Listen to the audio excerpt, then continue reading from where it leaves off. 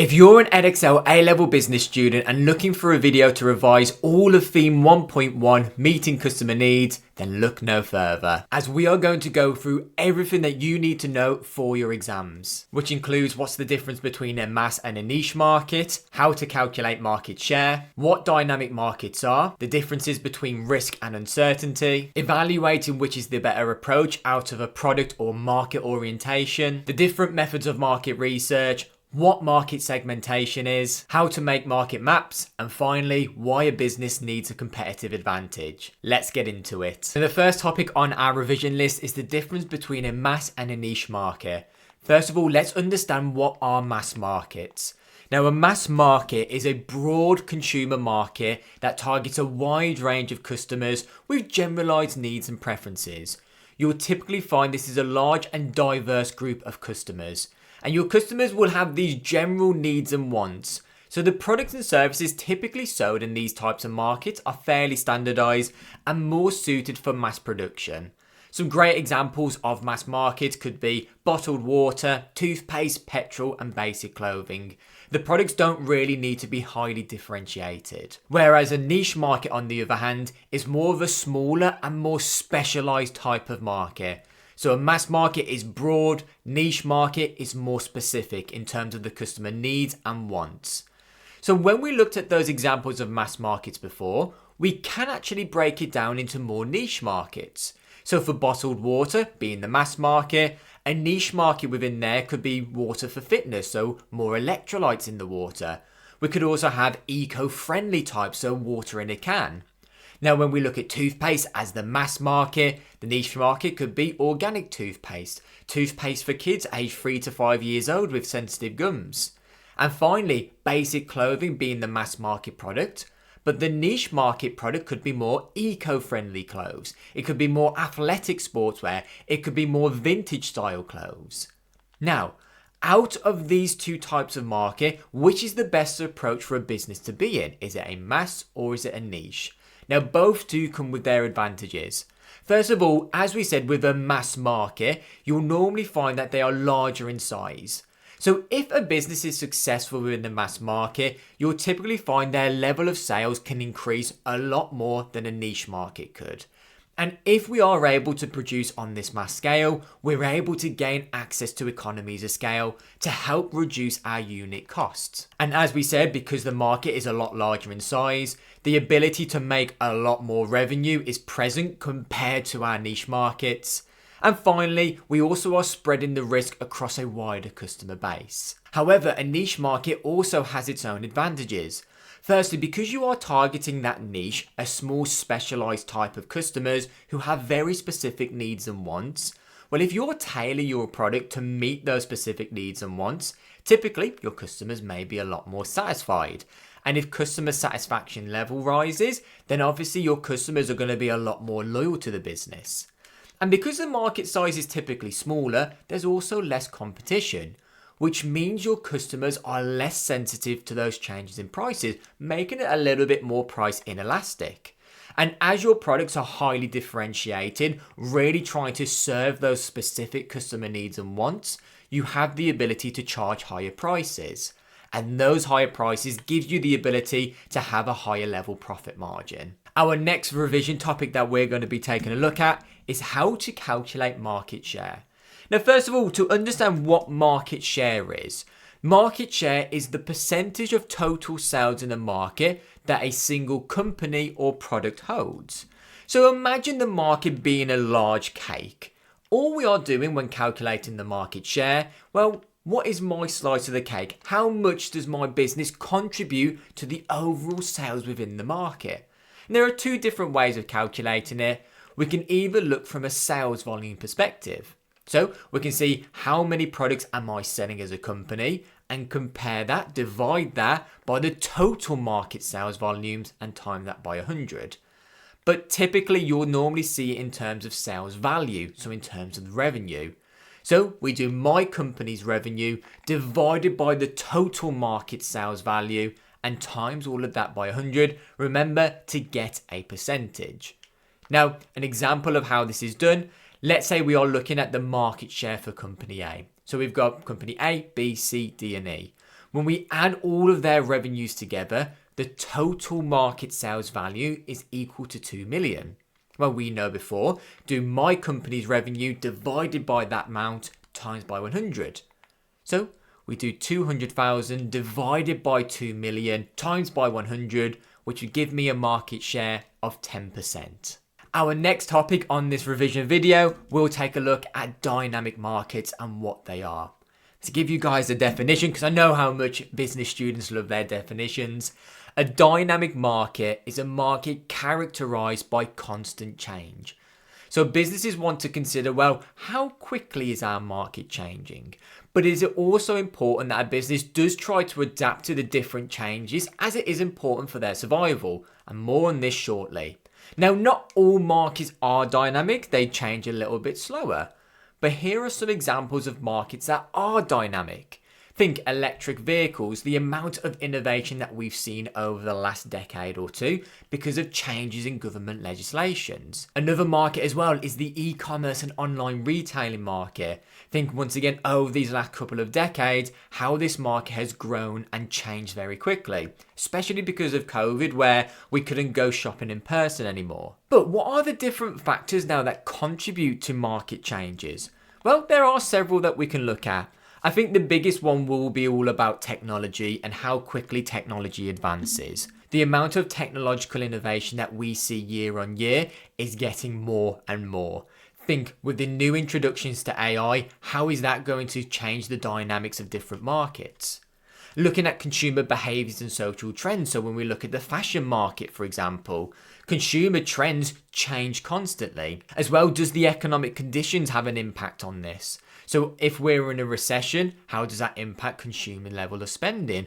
What about when we're in a boom phase? More people are spending, consumer trends would change a lot quicker. Also, any new legislations coming out can also impact how markets would change. As we said earlier with the electric vehicle market, the reason why this is such a change in an evolving market is because of the new legislations coming out that is trying to restrict and ban any manufacturing of any petrol or diesel vehicles within the next few decades. And finally, we've also got globalization. So more businesses now entering into brand new markets. So the threat of new entrants is increasing. So the level of innovation may also increase because there's more competitors now to compete with. But a business can actually adapt to these changes by embracing innovation, conducting market research to monitor the different trends, also foster a flexible business culture, making sure they diversify their offerings, mitigating risks, and finally, trying to form these strategic partnerships. The next topic we're going to take a look at in this revision video will be the difference between risks and uncertainty. Let's make sure we define both of these, starting off with, well, what is a risk? Now, a risk is the potential for these negative outcomes to occur where probabilities of these different outcomes are known. And that is the key word there. The probabilities of the outcomes are known. And that's the biggest difference between a risk and uncertainty. So to give you guys a few examples, launching a new product and what risks are involved. Well, we may have done some market research and we've identified that there's a 30% chance of sales decreasing. There's a 10% chance of customer dissatisfaction, and there's a 5% chance of a negative brand reputation if the product wasn't successful. Now we can look at the risk and begin to figure out, well, what are the consequences? You know, for example, a damaged brand reputation may reduce the number of loyal customers, and then we can start continuing to build our chains of analysis.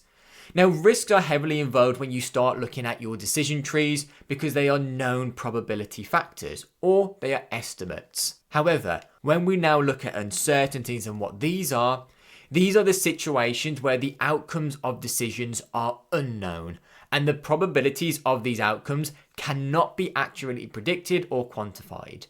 You know, there will be many scenarios which are impossible to predict. You know, for example, back in 2020, there was a lot of uncertainty around COVID and the impacts it would have because no one really knew what was going on, how long the lockdowns would be for, how long would it be until the vaccines come out, because all of these factors were unknown. Henceforth, it was an uncertainty. A couple of examples of uncertainty. Think of economic conditions. We don't know what's going to happen to inflation over the next 12 months. We don't know what's going to happen to interest rates because your interest rates are there to try and control inflation. We could also look at the different pestle factors, so political, economic, which we've already mentioned, social, technological, legal, and environmental. What about our competitor activities? What are they doing? Are they innovating? To us, it's unknown. And what about these global events? Once again, back in 2020, the biggest global event at that time was COVID. The next topic in this revision video is going to be evaluating which is better, a market orientation approach or a product orientation approach.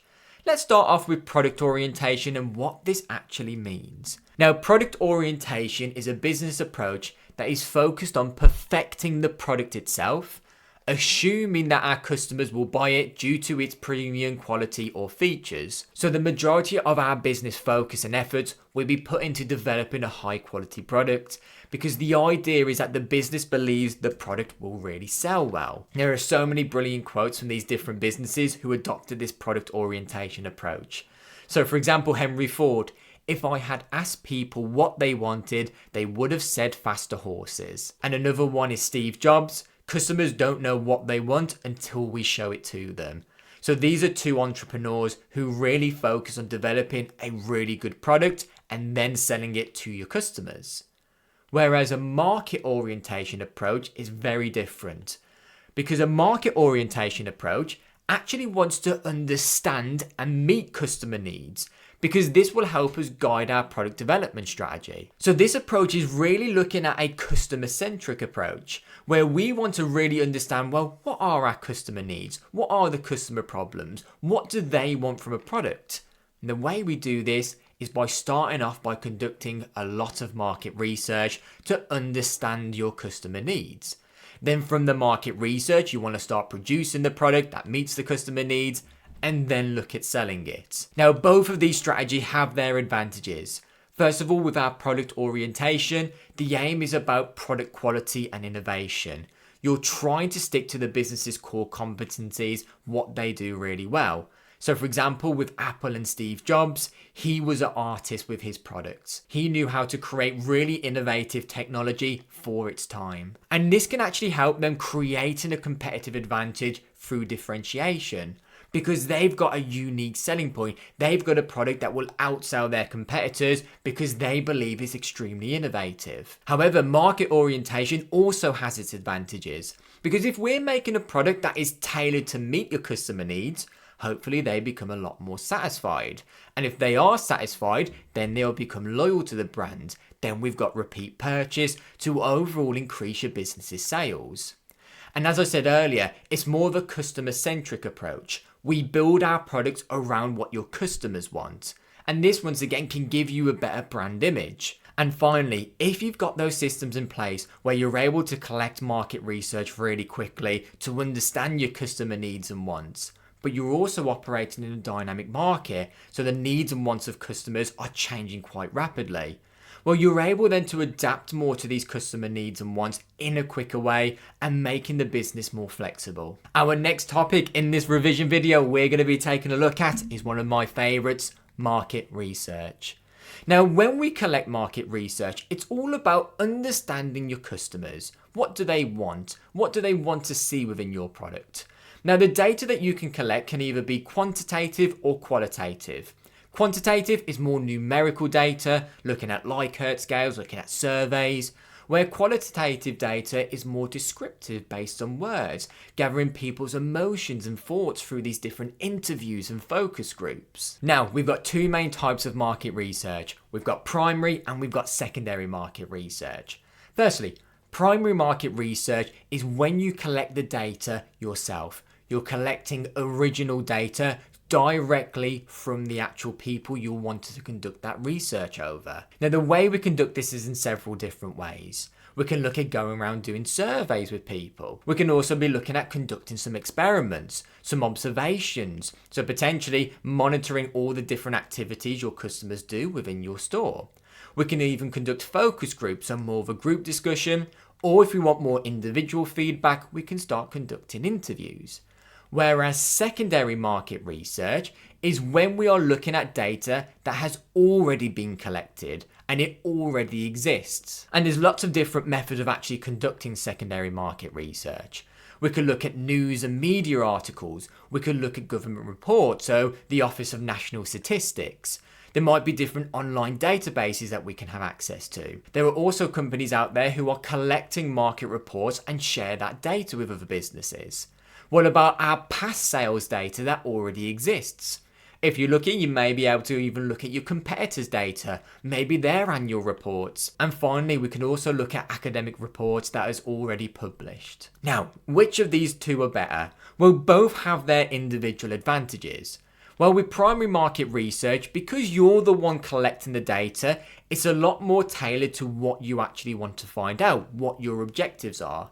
The issue when we come to secondary market research is that the data already exists and may have been conducted in a way that doesn't really solve your objectives. And because we're the ones conducting the market research, we have control over the process, how we collect that data, trying to minimize any researcher biases. And if we're the ones collecting the data, that means we don't have to share it publicly. Because within that market research, we might find out really important information about our customer needs and wants, and that could help us gain our competitive advantage. Whereas secondary market research is probably access to the public already. However, there are certain advantages when it comes to secondary market research.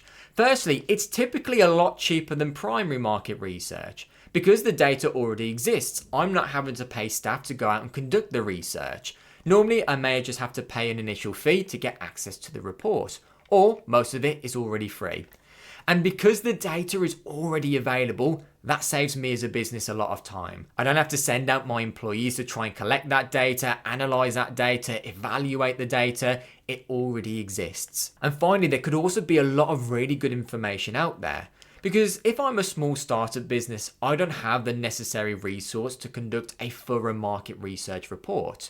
Compared to the government who have the Office of National Statistics, they've got a lot more resources than me, and that could give me really valuable data. The next topic that we're going to take a look at is market segmentation. Now, what we mean by market segmentation? This is the process of dividing a broader market into smaller groups of customers who have similar needs and wants. Now, what we mean by customer needs is that these are the requirements that our customers will seek to fulfill with a product or a service, such as, well, what problem do they need solving? Whereas customer wants, these are more so the desires and the preferences that go beyond our basic needs. Now, there are 4 key ways of conducting market segmentation. The first method is through demographics. Now, your demographics are just these basic characteristics of a population. For example, think of age, think of gender, think of education level, think of how much you're making in terms of income. What about your family size? What religion are you? What's your occupation? A great example of a company who does this is McDonald's, as they have different products based on different demographics. They have a Happy Meal for kids, but they also have different adult meals for, of course, your adults. Next up, we've got geographic, which is more so the process of just dividing a market into different geographical areas. And this could be the city that you're from, the region that you're from, or even the country. Looking at McDonald's again, they segment different countries and adapt their menu based on the country they're in, because they understand that different geographical regions have different tastes for food and different cultures. Then we have different income groups. Now, this will have a different demand for products and services. A great example for this is thinking of your clothing brands. Gucci targets more of the higher income market, where Primark targets more so of your lower income earners. And finally, we also have your behavioural segmentation. This is when we divide customer into groups based on different behaviours they have with the products or services. So this could be, well, when do the customers buy? What's the purchasing occasion? Is it based on seasonality? Is it based on certain times of the day? Is it based on certain times of the year? What about their purchasing behaviour? How loyal are customers? How much are they buying each time? And finally, what are the different benefits that each different customer is looking for? The next topic that we're going to be taking a look at is market mapping. Because hopefully by now, we've segmented the market. We know who we're going to target, but now it's all about the positioning. And when we look at market mapping, this is a visual tool that helps the business understand, well, what position they're in the market compared to different products or different competitors within the same market that we're in. Now, we'll typically find that the market maps are created based off two different variables. There could be the different prices from high to low, quality from low to high. We could look at the innovation levels, whether the product is a luxury or a necessity. What about the level of customer service? Do we provide lots of it or not that much? We could also look at the level of tech. Is the product really high tech or low tech? And finally, what about the product range the business has? Does it have a wide and diverse product portfolio, or does it only sell a few products? Now, a great example of this I always find is with chocolate. Typically, you'll find the market map for chocolate is based on the price and the quality variables. Now, at one end of the market map, we've got your high price and your high quality, such as your Ferrero Rocher and your Lindor, versus at the other end, we've got low quality and low price, such as your Freddos and your Milky Ways. Now, the aim for a business is to try and identify any gaps within the market. But it's important to know, just because you identify a gap doesn't mean it's very profitable or a good idea to go into. So for example, I wouldn't sell a product that is really high price but of low quality because no customers would want to buy it.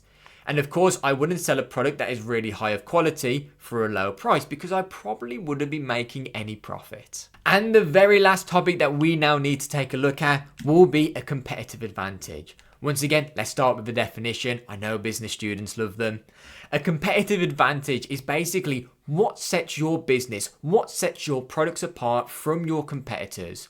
The idea of the competitive advantage, it will allow you to perform better in the market compared to your rivals. It's giving your customers a reason to purchase from you rather than your rivals. Now, a key source of a competitive advantage for a business is differentiation. And differentiation is where a business makes its product stand out from its competitors. Their products are different in a way that your customers value. Typically, you make the products higher of quality, a better design, premium features, more innovative. And a great example that we have is Apple. Now, later on in the course, you'll learn about a model called Porter Strategic Matrix. And in this model, you'll learn a bit more about the different sources of competitive advantage and how a business can sustain one over a long term. Now, a key concept within differentiation is to look at the level of added value.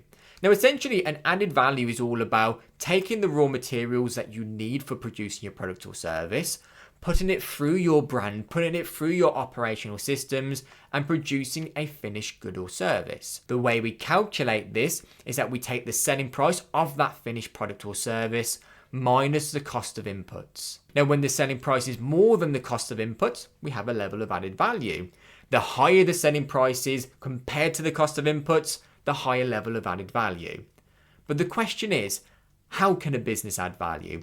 Now, there are several different ways. Firstly, we can look at improving the product quality. So think for your mobile phones, how quickly is it to access the internet? How quickly are you able to access all your different social media apps? And we can also look at, well, what innovative features does the product have?